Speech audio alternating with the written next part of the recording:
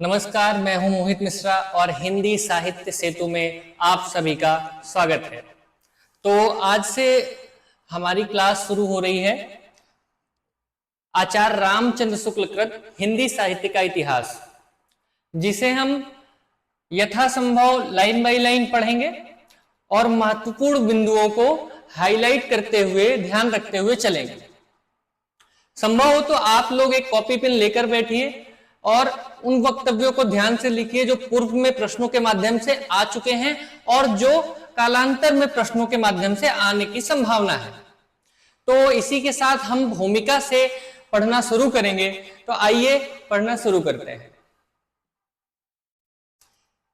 हिंदी कवियों का एक वृत्त संग्रह ठाकुर शिव सिंह सेंगर ने सन 1833 ईस्वी में प्रस्तुत किया था। तो ध्यान दीजिएगा, पहली ही लाइन से प्रश्न की श्रृंखला शुरू हो जाती है। पहली ही लाइन से प्रश्न पूछे गए हैं। पूर्व में यह पूछा गया है कि आचार्य रामचंद्र शुक्ल ने एक वृत्त संग्रह किसे कहा है। आचार्य रामचंद्र शुक्ल ने एक बड़ा वित्त संग्रह किसे कहा है। आचार्य रामचंद्र शुक्ल ने एक बड़ा भारी वित्त संग्रह किसे कहा है, जिसका जवाब हमें हिंदी साहित्य के इतिहास की प्रथम संस्करण के वक्तव्य की पहली लाइन, पहले पैरा और दूसरे पैरा से ही मिल जाता है। तो आइए समझते हैं कैसे। हिंदी कवियों का एक वृत्त संग्रह ठाकुर शिव सिंह सेंगर ने 1833 में प्रस्तुत किया था। उसके पीछे 1889 में डॉक्टर ग्रियर्सन ने modern vernacular literature of northern Hindustan के नाम से एक वैसा ही बड़ा कविवृत्त संग्रह निकाला। एक वैसा ही बड़ा कविवृत्त संग्रह निकाला।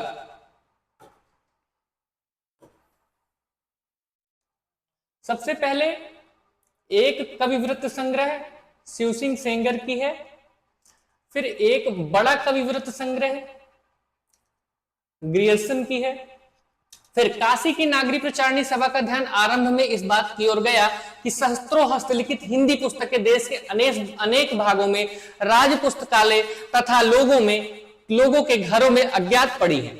अतः सरकार की आर्थिक सहायता से उसने सन 1900 ईस्वी में पुस्तकों की खोज का काम हाथ में लिया। सन 1911 में अपनी खोज की 8 रिपोर्टों और सैकड़ों अज्ञात कवियों तथा ज्ञात कवियों के अज्ञात ग्रंथों का पता लगाया गया। सन 1913 में इस सारी सामग्री का उपयोग करके मिस्र बंधुओं ने, श्रीयुत पंडित श्याम बिहारी मिश्र, आपके सामने एक सवाल है कि मिस्र बंधुओं में कौन कौन से लोग थे, कमेंट के माध्यम से जरूर बताइएगा। इस सारी सामग्री का उपयोग करके मिस्र बंधुओं ने अपना बड़ा भारी कविवृत्त संग्रह मिस्र बंधु विनोद, जिसमें वर्तमान काल के कवियों और लेखकों का भी समावेश किया गया है, को 3 भागों में निकाला। चौथा भाग कुछ समय उपरांत आता है। ध्यान दीजिएगा, चौथा भाग भी कुछ समय उपरांत आता है। यहां 3 भागों की जिक्र की गई। तो एक वृत्त संग्रह किसे कहा है शुक्ल ने, बड़ा वृत्त संग्रह किसे कहा है और बड़ा भारी कविवृत्त संग्रह किसे कहा है। तो वह उत्तर होगा मिस्र बंधु विनोद। इधर जब विश्वविद्यालयों में हिंदी की उच्च शिक्षा का विधान हुआ, तब से उसके साहित्य के विचार श्रृंखलाबद्ध इतिहास की आवश्यकता का अनुभव छात्र और अध्यापक दोनों कर रहे थे। तो उच्च शिक्षा में जब हिंदी का प्रावधान कर दिया गया, तो अब सबके समक्ष ये बातें शुरू हो गई कि कैसे हम हिंदी को पढ़ें, हिंदी को पढ़ने का आधार क्या होगा। क्योंकि आधार नहीं था, इतिहास नहीं था, तो कहीं ना कहीं अध्यापक भी इस चीज को लेकर चिंतित थे और कहीं ना कहीं विद्यार्थी भी इस चीज को लेकर चिंतित थे कि उच्च शिक्षा में तो हिंदी को ला दिया गया, लेकिन अभी उसका आधार ही विकसित नहीं हुआ है।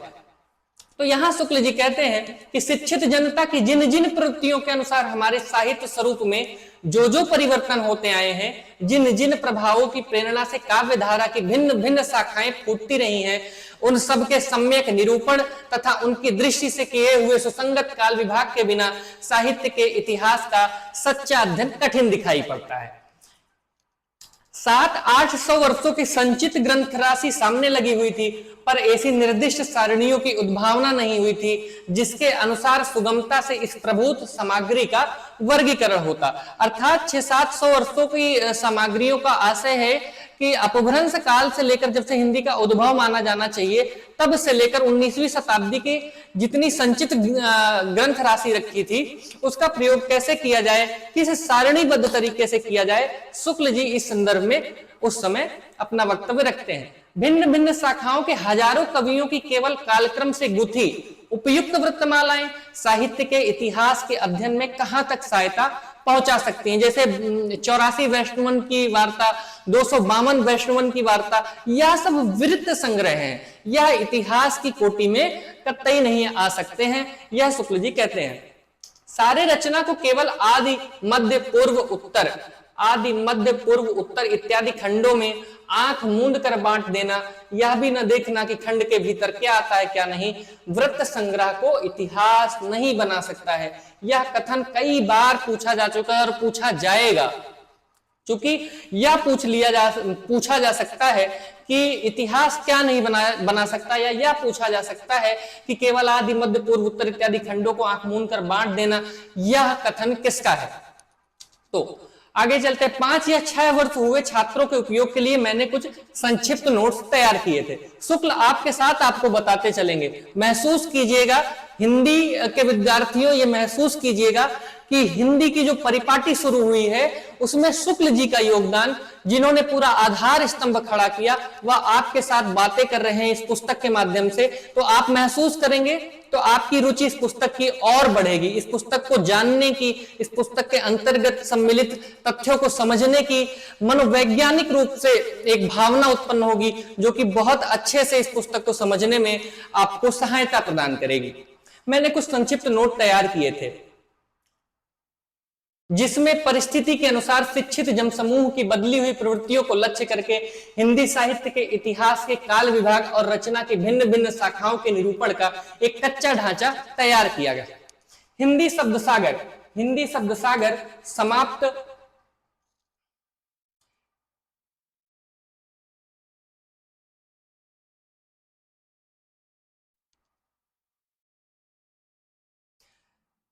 हिंदी शब्द सागर समाप्त हो जाने पर उसकी भूमिका के रूप में भाषा और साहित्य का विकास देना भी स्थिर किया गया। मतलब अब यह किया गया कि हिंदी शब्द सागर हो गया तो उसकी भूमिका के रूप में भाषा और साहित्य का विकास का भी एक ढांचा सामने लाना चाहिए। अतः एक नियत समय के भीतर ही इतिहास लिखकर पूरा करना पड़ा। साहित्य का इतिहास लिखने के लिए जितनी अधिक सामग्री में जरूरी समझता था उतनी तो उस अवधि के भीतर इकट्ठी ना हो सकी, पर जहां तक हो सका आवश्यक उपादान रखकर कार्य को पूरा किया गया। इस पुस्तक में जिस पद्धति का अनुसरण किया गया है उसका भी थोड़े में उल्लेख कर देना आवश्यक जान पड़ता है। पहले काल विभाग को लीजिए। तो शुक्ल जी काल विभाग की बात करते हैं। जिस काल विभाग के भीतर किसी विशेष ढंग की रचनाओं की प्रचुरता दिखाई पड़ी है वह एक अलग काल माना गया। अभी आगे समझाऊंगा क्या कह रहे हैं। और उसका नामकरण उन्हीं रचनाओं के स्वरूप के अनुसार किया गया है। इसी प्रकार काल का एक निर्दिष्ट सामान्य लक्षण बनाया जा सकता है। किसी एक ढंग की रचना की प्रचुरता से अभिप्राय यह है कि दूसरे ढंग की रचनाओं में से चाहे किसी एक ढंग की रचना को ले वह परिणाम में प्रथम के बराबर ना हो, या नहीं कि सब ढंगों की रचनाएं मिलकर भी उसके बराबर ना होंगी। जैसे यदि किसी काल में 5 ढंग की रचनाएं 10, 5, 6, 7, 2 के क्रम में मिलती हैं तो जिस ढंग की रचना की 10 पुस्तकें उनकी प्रचुरता कही जाएगी। इस लाइन का सीधा सा मतलब यह है कि जैसे एक काल है, एक काल में बहुत सारी रचनाएं हुई, जैसे 20 गीत लिखे गए, 20 काव्य लिखे गए श्रृंगार के, 25 काव्य लिखे गए वीर के, और 10 से काव्य लिखे गए हास्य के। तो ऐसे करके 20, 25, 45, 10, 55 काव्य हुए, लेकिन सबसे ज्यादा वीर गीत लिखे गए 25। तो उस काल का निर्धारण, उस काल का नामकरण जो किया जाएगा वो वीर गाथा काल के नाम से किया जाएगा। यहां पर यही बातें समझाई जा रही हैं और यह भी कहा जा रहा है वीर गाथा काल नाम रख देने का यह मतलब नहीं है कि उस काल में अन्य प्रकार की कोटि की रचनाएं नहीं हुई, लेकिन चूंकि वीर गीतों की संख्या, वीर काव्यों की संख्या अधिक थी, इसलिए उस काल का नाम वीर गाथा काल रखा गया। दूसरी बात, किसी काल के भीतर जिस ढंग की बहुत से ग्रंथ प्रसिद्ध चले आते हैं उस ढंग की रचना उस काल के लक्षण के अंतर्गत मानी जाएंगी, चाहे और दूसरे ढंग की अप्रसिद्ध और साधारण की बहुत सी पुस्तकें इधर उधर कोनों में पड़ी मिल जाया करें। आदिकाल का नाम मैंने वीर गाथा काल रखा है। उक्त काल के भीतर दो प्रकार की रचनाएं मिलती हैं। कौन कौन सी? अपभ्रंश और देश भाषा अर्थात बोलचाल की भाषा। ध्यान दीजिएगा कि आदिकाल में कितने प्रकार की रचनाओं का उल्लेख मिलता है। रामचंद्र शुक्ल के अनुसार अगर यह प्रश्न आपके सामने आता है तो अपभ्रंश और देश भाषा। अपभ्रंश की पुस्तकों में कई तो धर्म तत्व निरूपण संबंधी हैं जो साहित्य की कोटि में नहीं आती, जिनका उल्लेख केवल यह दिखाने के लिए किया गया है कि अपभ्रंश भाषा का व्यवहार कब से हो रहा था। साहित्य कोटि में आने वाली रचनाओं में कुछ तो भिन्न भिन्न विषयों पर फुटकल दोहे हैं, जिनके अनुसार उस काल की कोई विशेष प्रवृत्ति निर्धारित नहीं की जा सकती। साहित्यिक पुस्तकें केवल 4 हैं। साहित्यिक पुस्तकें केवल 4 हैं। कहां पे? अपभ्रंश में।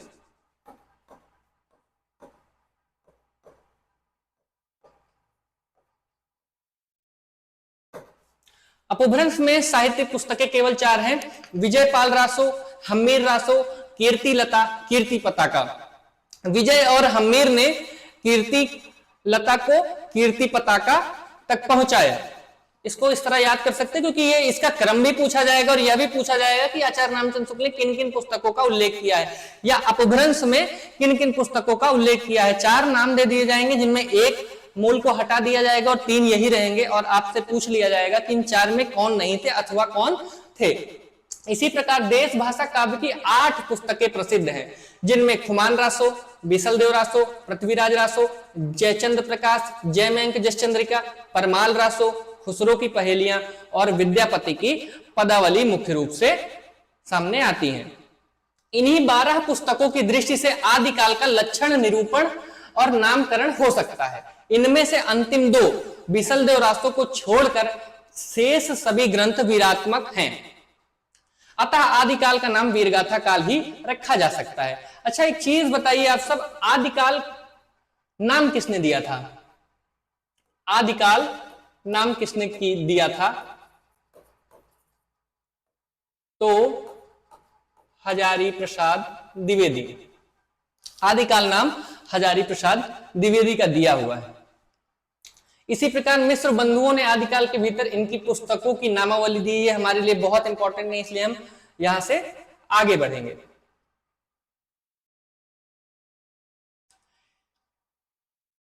एक ही काल और एक ही कोटि की रचना के भीतर जहां भिन्न भिन्न प्रकार की परंपराएं चली हुई पाई गई, वहां अलग अलग शाखाएं करके सामग्री का विभाग किया गया है। अर्थात वीरगाथा काल का नाम रख देना सिर्फ वीरगाथा काल नहीं है। इसी प्रकार भक्ति काल का नाम रख देना सिर्फ भक्ति काल नहीं है। भक्ति काल के भीतर भी कई प्रवृत्तियां थी। जैसे भक्ति काल की प्रवृत्तियों को अगर हम भागों में बांट कर देखें तो निर्गुण और सगुण भाषा, निर्गुण और सगुण आते हैं। निर्गुण सगुण को 2 भागों में बांट कर देखें, ज्ञानाश्रयी और प्रेम सूफी काव्य आते हैं। और उसी प्रकार सगुण में देखें तो कृष्ण भक्ति और राम भक्ति की शाखाएं हमारे सामने उभर कर आती हैं। निर्गुण धारा और सगुण धाराएं निश्चित की गई, फिर प्रत्येक धारा को 2-2 शाखाओं में स्पष्ट रूप से लक्षित किया गया। निर्गुण धारा की ज्ञानाश्रयी और प्रेम मार्गी, माफ कीजिएगा, ज्ञानाश्रयी और प्रेम मार्गी सूफी शाखा तथा सगुण की राम भक्ति और कृष्ण भक्ति शाखा, इन धाराओं और शाखाओं की प्रतिष्ठा में यूं ही मनमाने ढंग पर नहीं लिखी गई हैं। वह एक दूसरे से अलग करने वाली विशेषताएं अच्छे से दिखाई गई हैं और देखते ही ध्यान में आ भी जाएंगी। अर्थात अगर प्रेमश्री शाखा को अलग किया गया है तो उनके अंतर्गत जो कवि रखे गए हैं वो सर्वथा भक्ति काल के सगुण धारा के रचनाओं से या रचनाकारों से भिन्न थे, तभी उन्हें उस स्थान पर रखा गया है। यहां यह कहा जाता है। आगे शुक्ल जी कहते हैं, रीतिकाल के भीतर रीतिबद्ध रचना की जो परंपरा चली उसका उपविभाग करने का कोई संगत आधार मुझे नहीं मिला। रचना के स्वरूप आदि में कोई स्पष्ट भेद निरूपित किए बिना विभाग कैसे किया जा सकता है? काल विस्तार को लेकर यूं ही पूर्व और उत्तर नाम देकर 2 हिस्से कर डालना ऐतिहासिक विभाग नहीं कहला सकता, जब तक पूर्व उत्तर के अलग अलग लक्षण न बताए जाएंगे। इसी प्रकार रीति काल के संबंध में 2 बातें कहनी है। एक, काल के कवियों की परिचयात्मक वृत्तों की छानबीन में मैं अधिक प्रवृत्त नहीं हुआ, क्योंकि मेरा उद्देश्य अपने साहित्य के इतिहास का एक पक्का और व्यवस्थित ढांचा खड़ा करना था, ना कि कवि कीर्तन करना। अतः कवियों के परिचयात्मक विवरण मैंने मिश्र बंधु विनोद से ही लिए हैं। यह पंक्ति फिर कई बार आपके पेपर के माध्यम से पूछी जा चुकी है कि रीतिकाल का परिचयात्मक विवरण आचार्य शुक्ल ने किस पुस्तक से लिया था। और इसमें ऑप्शन मिश्र बंधु विनोद रहेगा, इसमें अफ्तर शिव सिंह सेंगर सरोज रहेंगी, इसमें गणपति चंद्र गुप्त की किसी पुस्तक का नाम दे दिया जाएगा, और ऐसे प्रश्नों के माध्यम से यह पूछ लिया जाता है। कुछ कवियों के विवरणों में मैंने परिवर्तन और परिष्कार भी किया है, जैसे ठाकुर दीनदयाल गिरी, राम सहाय और रसिक गोविंद के विवरणों में यदि कुछ कवियों के नाम छूट गए या किसी कवि की किसी मिली हुई पुस्तक का उल्लेख नहीं हुआ तो इससे मेरी कोई बड़ी उद्देश्य हानि नहीं होगी।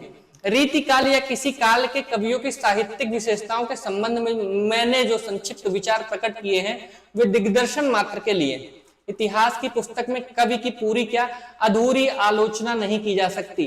किसी कथन के माध्यम से पूछ लिया जाए कि यह कथन किसका है कि इतिहास की पुस्तक में किसी कवि की पूरी क्या अधूरी आलोचना भी नहीं की जा सकती, यह कथन किसका है, तो यह कथन आचार्य रामचंद्र शुक्ल का है।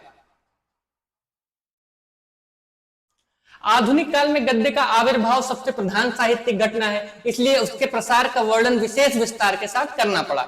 मेरा विचार इस थोड़े से काल के भीतर हमारे साहित्य के भीतर जितनी अनेक रूपताओं का विकास हुआ है उनको आरंभ तक लाकर उसमें आगे की प्रवृत्तियों का सामान्य और संक्षिप्त उल्लेख करके छोड़ देना ही था, क्योंकि वर्तमान लेखकों, ध्यान दीजिएगा, वर्तमान लेखकों और कवियों के संबंध में कुछ लिखना अपने सिर पर बला मोल लेना है। वर्तमान सहयोगियों तथा उनकी अमूल्य कृतियों का उल्लेख भी थोड़े बहुत विवेचन के साथ डरते डरते किया है। वर्तमान काल के अनेक प्रतिभा संपन्न एवं प्रभावशाली कवियों के नाम जल्दी में या भूल से छूट गए हों इसके लिए उनसे अधिक उनकी कृतियों को विशेष रूप से परिचित महानुभावों से क्षमा की प्रार्थना है। कहने की आवश्यकता नहीं कि हिंदी साहित्य का इतिहास हिंदी शब्द सागर की भूमिका के रूप में हिंदी साहित्य का विकास नाम से, ध्यान दीजिएगा, हिंदी साहित्य का विकास नाम से 1929 के जनवरी महीने में निकल चुका है। इस पंक्ति को जरूर नोट करिएगा, मोस्ट इंपॉर्टेंट लाइन है यह मोस्ट इंपॉर्टेंट लाइन है। हिंदी साहित्य का विकास नाम से पहली बार हिंदी साहित्य का इतिहास हमारा प्रकाशित हुआ था कब? जनवरी 1929 में। आदिकाल के भीतर अपभ्रंश की रचनाएं भी ले ली गई हैं, क्योंकि वे सदा से भाषा काव्य के अंतर्गत मानी जाती रही। कवि परंपरा के बीच प्रचलित जनश्रुति कई ऐसे भाषा काव्यों के नाम गिनाती चली आई जो अपभ्रंश में, जैसे कुमार पालचरित और सार गंधर कृत हमीर रासो का पता नहीं, पर प्राकृत पिंगल सूत्र उलटते पुलटते मुझे हमीर के युद्धों को वर्णन वाले बहुत से ओजस्वी पद्य छंदों के उदाहरण मिले। मुझे पूर्ण निश्चय हो गया कि पद्य सारगंधर के प्रसिद्ध हमीर रासों के हैं। तो ध्यान दीजिएगा, यहाँ नोट करने वाली बात यह है कि यदि पूछ ले कि हमीर रासों के प्रमाण आचार्य शुक्ल को किस पुस्तक से मिले, तो यह हमारे लिए हमारा उत्तर होगा प्राकृत पिंगल सूत्र, क्योंकि उन्होंने यही कहा है हमीर रासों का पता नहीं, क्योंकि अप्राप्य है ये। प्राकृत पिंगल सूत्र उलटते पुलटते मुझे हमीर के युद्धों के वर्णन वाले बहुत ही ओजस्वी पद छंदों को उदाहरण मिले। मुझे पूर्ण निश्चय हो गया कि ये पद सारगंधर के प्रसिद्ध हमीर रासों के ही है। ये छोटी छोटी चीजें बहुत ध्यान देने वाली होती हैं, क्योंकि यही एक लाइन जहां मिस हुई तो फिर हम प्रश्नों से भटक जाते हैं। आधुनिक काल के अंत में वर्तमान काल की कुछ विशेष प्रवृत्तियों के वर्णन को थोड़ा और पल्लवित इसलिए करना पड़ा जिससे उन प्रवृत्तियों के मूल का ठीक ठाक पता केवल हिंदी पढ़ने वालों को भी हो जाए और वे धोखे में न रहकर स्वतंत्र विचार में समर्थ हों। मिश्र बंधुओं ने प्रकांड कविव्रत संग्रह मिश्र बंधु विनोद का उल्लेख हो चुका है। रीतिकाल के कवियों का परिचय लिखने में मैंने प्राय उक्त ग्रंथ से ही विवरण लिए हैं, दोबारा इन्होंने उसी चीज का उल्लेख किया है। अतः आधुनिक शिष्टता के अनुसार उसके उत्साही परिश्रमी संकलनकर्ताओं को धन्यवाद देना मैं बहुत जरूरी समझता हूँ। हिंदी पुस्तकों की खोज की रिपोर्टें भी मुझे समय समय पर विशेषता संदेह के स्थल आने पर उलटनी पड़ी है। राय साहब बाबू श्याम सुंदर दास बीए की हिंदी कोविद रत्नमाला, श्रीयुत पंडित राम नरेश त्रिपाठी की कविता कौमुदी तथा श्री वियोगी हरि जी की ब्रज माधुरी सार से बहुत कुछ सामग्री मिली है। उक्त तीनों महानुभावों के प्रति मैं अपनी कृतज्ञता प्रकट करता हूं। तो यदि प्रश्न यह आता है कि आचार्य रामचंद्र शुक्ल ने हिंदी साहित्य के इतिहास लिखने में किन किन पुस्तकों की सहायता ली, तो सबसे पहले ध्यान दीजिएगा हिंदी कोविद रत्नमाला, हिंदी कोविद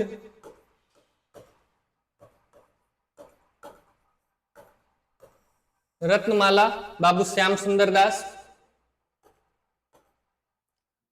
कविता कौमुदी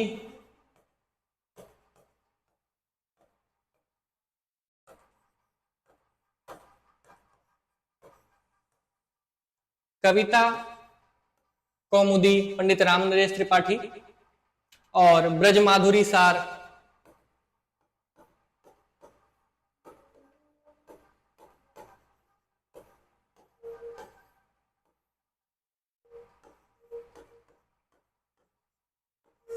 वियोगी हरि।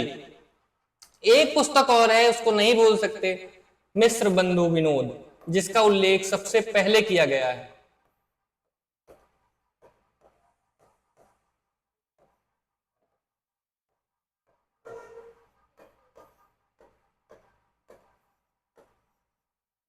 मिस्र बंधु विनोद। इस कार्य में मुझमें जो भूले हुए उनके सुधार की जो त्रुटियां रहेगी उसकी पूर्ति की, और जो अपराध बन पड़े उनकी क्षमा की पूरी आशा करके मैंने अपने श्रम से कुछ संतोष लाभ कर सकता हूं। एक छोटी सी और भूमिका है एक पेज की, इसको पढ़ते हुए चलेंगे। संशोधित और प्रोद्धित संस्करण के संबंध में दो बातें। कई संस्करणों के उपरांत इस पुस्तक के परिमार्जन का पहला अवसर मिला। इसमें कुछ आवश्यक संशोधन के अतिरिक्त बहुत सी बातें बढ़ानी पड़ी। आदिकाल के भीतर वज्रयानी सिद्धों और नाथपंथी योगियों की परंपराओं का कुछ विस्तार के साथ वर्णन यह दिखाने के लिए करना पड़ा कि कबीर द्वारा प्रवर्तित निर्गुण संत मत के प्रचार के लिए किस प्रकार उन्होंने पहले से रास्ता तैयार कर दिया था। किसने तैयार कर दिया था? सिद्ध एवं नाथ संप्रदाय के लोगों ने। दूसरा उद्देश्य यह स्पष्ट करने का था कि सिद्ध और योगियों की रचनाएं साहित्य कोटि में नहीं आती। यदि यह प्रश्न पूछ लिया जाए कि किनकी रचनाएं साहित्य के कोटियों में नहीं आती, तो ध्यान दीजिएगा, सिद्ध और योगियों की रचनाएं साहित्य की कोटि में नहीं आती। या यह प्रश्न पूछ लिया जाए किस आलोचनाकार ने कहा है सिद्धों और योगियों की रचनाएं साहित्य कोटि में नहीं आती, तो ध्यान दीजिएगा, आचार्य रामचंद्र शुक्ल ने कहा है सिद्ध और योगियों की रचनाएं साहित्य कोटि में नहीं आती। भक्ति काल के अंतर्गत स्वामी रामानंद और नामदेव पर विशेष रूप से विचार किया गया। उनके संबंध में अनेक प्रकार की बातें प्रचलित हैं। रीति काल के सामान्य परिचय में हिंदी के अलंकार ग्रंथों की परंपरा उद्गम विकास को कुछ अधिक विस्तार के साथ दिखाया गया। नरानंद आदि कुछ मुख्य कवियों का आलोचनात्मक परिचय भी विशेष रूप से मिलेगा। आधुनिक काल के भीतर खड़ी बोली के गद्य का इतिहास, इधर से कुछ सामग्री मिली, उसकी दृष्टि से एक नए रूप में सामने लाया गया है। हिंदी के मार्ग में जो जो विलक्षण बाधाएं खड़ी हैं उनका भी सविस्तार उल्लेख है। पिछले संस्करणों में वर्तमान अर्थात आजकल चलते हुए साहित्य की मुख्य प्रवृत्तियों का संकेत मात्र करके छोड़ दिया गया है। इस संस्करण में समसामयिक साहित्य अब तक का आलोचनात्मक विवरण दे दिया गया है, जिससे आज तक के साहित्य की गतिविधि का पूरा परिचय प्राप्त हो जाता है। आशा है कि संशोधित और प्रवर्धित रूप में यह इतिहास विशेष उपयोगी सिद्ध होगा। तो इसी के साथ आज की हमारी क्लास यहीं पर समाप्त होती है, और कल से हम काल विभाग पढ़ते हुए आदिकाल की चर्चा करेंगे। बहुत बहुत धन्यवाद।